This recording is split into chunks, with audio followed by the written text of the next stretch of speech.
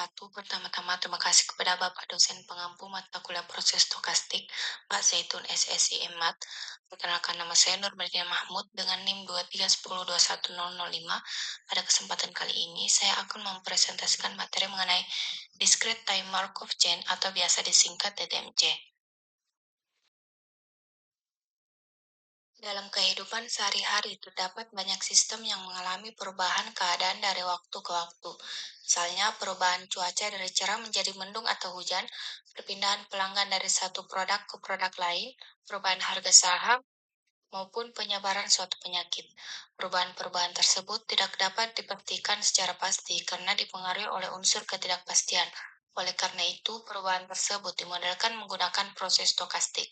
Salah satu model yang digunakan adalah discrete time Markov chain, yaitu model yang menggambarkan perpindahan suatu sistem dari satu keadaan atau state ke keadaan lainnya berdasarkan probabilitas tertentu pada interval waktu yang bersifat diskret, misalnya setiap hari, setiap minggu, atau setiap bulan.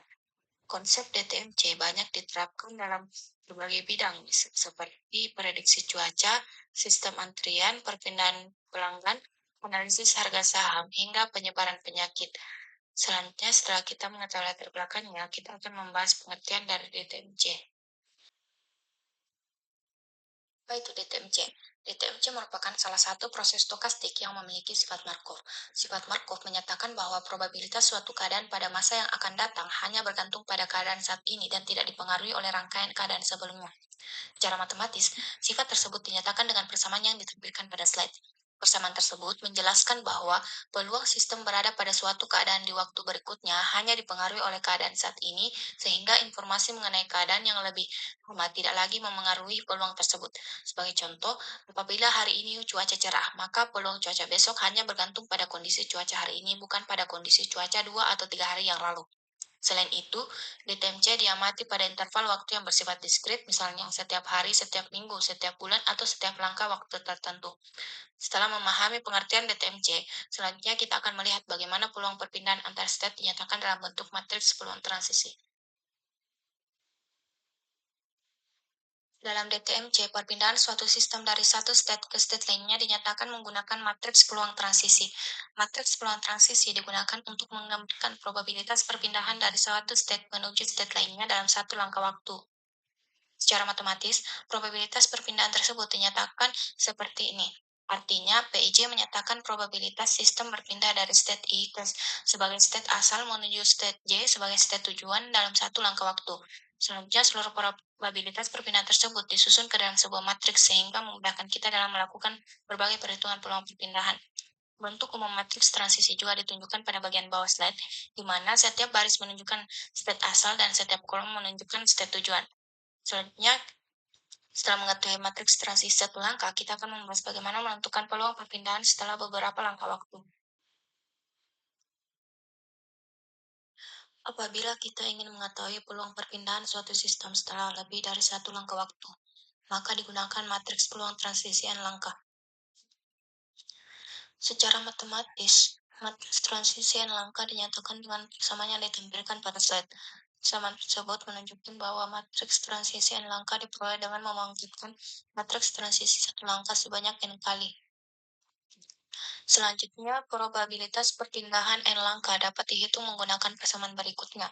Persamaan tersebut menghitung peluang perpindahan dengan mempertimbangkan seluruh state perantara yang mungkin dilalui sebelum mencapai state tujuan. Dengan menggunakan matriks transisi N langkah, kita dapat mengetahui peluang suatu sistem berada pada keadaan tertentu setelah 2 langkah, 3 langkah, atau bahkan lebih banyak langkah waktu. Sebelum matriks tersebut digunakan, terdapat beberapa syarat yang harus dipenuhi. Oleh karena itu, selanjutnya kita masuk pada syarat matriks peluang transisi. Terdapat 2 syarat utama yang harus dipenuhi oleh matriks peluang transisi. Syarat yang pertama adalah jumlah seluruh baris probabilitas pada setiap baris harus sama dengan 1. Hal ini disebabkan karena suatu sistem pasti akan berada pada salah satu state yang tersedia, sehingga total peluang seluruh kemungkinan perpindahan harus bernilai 100% atau sama dengan 1. Syarat yang kedua adalah setiap elemen matriks tidak boleh bernilai negatif. Hal ini karena probabilitas selalu berada pada rentang 0 sampai 1 sehingga tidak mungkin memiliki nilai negatif. Apabila kedua syarat tersebut telah terpenuhi, maka matriks tersebut dapat digunakan sebagai matriks peluang transisi dalam DTMC. Setelah memahami konsep dasar DTMC, berikutnya kita akan melihat penerapannya melalui contoh soal. Pada contoh pertama, diberikan sebuah sistem cuaca sederhana yang memiliki tiga keadaan, yaitu cerah, mendung, dan hujan. Selain itu, juga diberikan matriks peluang transisi yang menunjukkan peluang perpindahan antara ketiga keadaan tersebut. Pertanyaan yang akan diselesaikan adalah, jika hari ini cuaca cerah atau berada pada state 1, berapa probabilitas 2 hari lagi cuaca menjadi hujan atau berada pada state 3? Untuk menjawab pertanyaan tersebut, kita tidak dapat menggunakan peluang satu langkah karena yang dinyatakan adalah peluang setelah 2 langkah waktu. Oleh karena itu, digunakan rumus transisi 2 langkah. Selanjutnya kita masuk ke penyelesaiannya. Pada penyelesaian ini, kita mencari probabilitas berpindah dari state cerah menuju state hujan dalam 2 hari. Karena perpindahan berlangsung selama 2 langkah, maka terdapat beberapa jalur yang mungkin dilalui. Jalur pertama adalah cara menuju cerah, kemudian hujan. Jalur kedua adalah cara menuju mendung, kemudian hujan. Sedangkan jalur ketiga adalah cara menuju hujan, kemudian tetap hujan. Setiap jalur memiliki probabilitas masing-masing. Karena perpindahan pada setiap jalur terjadi secara berurutan, maka probabilitas tersebut dikalikan. Kemudian hasil dari ketiga jalur tersebut dijumlahkan karena seluruh jalur tersebut sama-sama dapat membawa sistem dari keadaan cerah menuju keadaan hujan dalam 2 hari. Dengan menggunakan rumus transisi 2 langkah, diperoleh nilai probabilitas 2 hari hujan sebesar 0,11.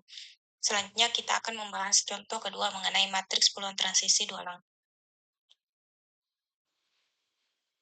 Pada contoh kedua, masih digunakan sistem cuaca yang sama, yaitu cerah, mendung, dan hujan. Namun, pada contoh ini yang diminta adalah menghitung matriks peluang transisi 2 langkah atau P kuadrat. Perhitungan dilakukan dengan mengalihkan matriks peluang transisi 1 langkah dengan matriks itu sendiri sehingga diperoleh P kuadrat sama dengan P kali P. Melalui perkalian tersebut akan diperoleh matriks baru yang menunjukkan peluang perpindahan dari setiap state menuju state lainnya setelah 2 langkah waktu. Dengan dengan adanya matriks 2 langkah ini, kita tidak perlu lagi menghitung setiap lintasan secara terpisah seperti pada contoh sebelumnya, karena seluruh probabilitas perpindahan 2 langkah sudah tersaji dalam satu matriks.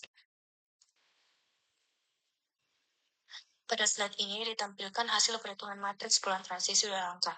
Seperti yang telah dijelaskan sebelumnya, matriks ini diperoleh dengan mengalihkan matriks peluang transisi 1 langkah dengan diri sendiri, sehingga diperoleh matriks P kuadrat. Setiap elemen pada matriks hasil menunjukkan probabilitas suatu sistem berpindah dari state awal menuju state tujuan setelah 2 langkah waktu. Sebagai contoh, apabila kita melihat elemen pada baris pertama dan kolom pertama, maka nilai tersebut menunjukkan peluang cuaca yang awalnya cerah akan kembali menjadi cerah setelah 2 hari. Begitu juga dengan elemen-elemen lainnya yang menunjukkan peluang perpindahan antar state setelah 2 langkah. Dengan adanya matriks ini, kita dapat mengetahui seluruh probabilitas perpindahan 2 langkah secara langsung tanpa harus menghitung setiap lintasan satu persatu. Setelah memahami cara menghitung peluang perpindahan, selanjutnya kita akan membahas klasifikasi state dalam DTMC. Selain menghitung peluang perpindahan dalam DTMC, kita juga perlu mengetahui karakteristik setiap state. Oleh karena itu, digunakan klasifikasi state. Klasifikasi state bertujuan untuk menganalisis perilaku suatu sistem dalam jangka panjang. Melalui klasifikasi ini, kita dapat mengetahui apakah suatu state dapat dikunjungi kembali, hanya bersifat sementara, atau sistem akan mencapai kondisi yang stabil setelah berjalan dalam waktu yang lama. Konsep ini sangat penting karena dapat membantu kita memahami bagaimana perilaku suatu proses stokastik dalam jangka panjang. Selanjutnya kita akan membahas jenis-jenis state yang terdapat pada DTMC. Terdapat tiga tipe state yang sering dijumpai dalam DTMC. Tipe yang pertama adalah recurrent state. Recurrent merupakan state yang memiliki kemungkinan untuk dikunjungi kembali pada masa yang akan datang. Artinya, walaupun sistem telah berpindah ke state lain, masih terdapat peluang sistem kembali ke state tersebut. Tipe yang kedua adalah transient state. Transient merupakan state yang dapat ditinggalkan dan memiliki kemungkinan tidak akan pernah dikunjungi kembali. Dengan kata lain, apabila sistem keluar dari state tersebut, peluang untuk kembali semakin kecil. Sedangkan tipe yang ketiga adalah ergodic. Suatu DTMC dikatakan ergodic apabila seluruh state saling berkomunikasi, seluruh state bersifat rekuren, serta tidak memiliki periode tetap atau bersifat aperiodik. Apabila ketiga syarat tersebut terpenuhi, maka sistem akan mencapai kondisi yang stabil dalam jangka panjang. Setelah memahami jenis-jenis state, selanjutnya kita akan membahas distribusi stasioner. Distribusi stasioner merupakan distribusi probabilitas yang tidak berubah meskipun proses Markov berlangsung dalam waktu yang sangat lama. Distribusi ini menunjukkan bahwa sistem telah mencapai kondisi keseimbangan. Secara matematis, distribusi stasioner dinyatakan dengan persamaan yang terdapat pada slide. Persamaan tersebut menunjukkan bahwa apabila distribusi awal telah sama dengan distribusi stasioner, maka setelah dikalikan dengan matriks peluang transisi, hasilnya tetap sama. Selain itu, jumlah seluruh probabilitas pada distribusi stasioner harus sama dengan satu karena seluruh kemungkinan keadaan harus mencakup 100%. Agar konsep distribusi stasioner lebih mudah dipahami, selanjutnya kita akan melihat contoh penyelesaiannya. Pada contoh ketiga diberikan sebuah matriks peluang transisi. Pertanyaannya adalah menentukan distribusi stasioner dari matriks tersebut. Untuk menyelesaikan soal ini, digunakan konsep distribusi stasioner yang telah dijelaskan sebelumnya, yaitu memenuhi persamaan V dikali P sama dengan V. Selanjutnya, kita masuk ke langkah-langkah penyelesaiannya.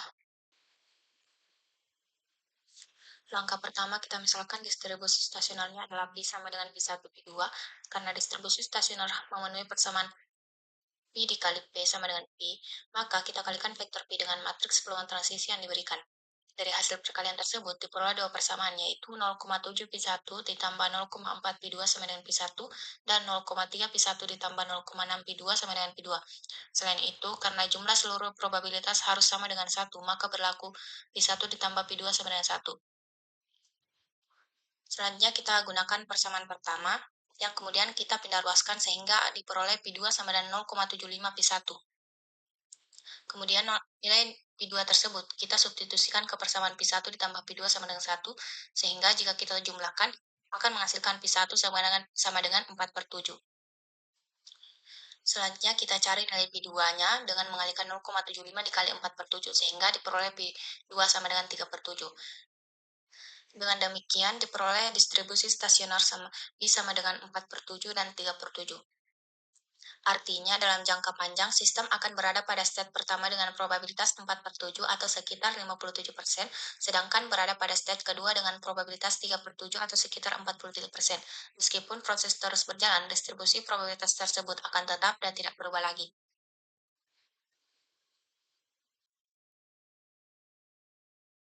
Berdasarkan pembahasan yang telah dijelaskan, dapat disimpulkan bahwa discrete time Markov chain merupakan salah satu proses stokastik yang memenuhi sifat Markov, yaitu keadaan pada masa yang akan datang hanya bergantung pada keadaan saat ini. Perpindahan antar state dinyatakan menggunakan matriks peluang transisi, sedangkan peluang perpindahan setelah beberapa langkah dapat dihitung menggunakan matriks transisi n langkah. Selain itu, klasifikasi state digunakan untuk mengetahui perilaku sistem dalam jangka panjang, sedangkan distribusi stasioner digunakan untuk menunjukkan kondisi keseimbangan suatu sistem setelah proses berlangsung dalam waktu yang lama. Dengan memahami konsep-konsep tersebut, DTMC dapat digunakan untuk memodelkan berbagai permasalahan nyata yang melibatkan pindahan keadaan berdasarkan probabilitas. Sekian presentasi dari saya. Wassalamualaikum warahmatullahi wabarakatuh.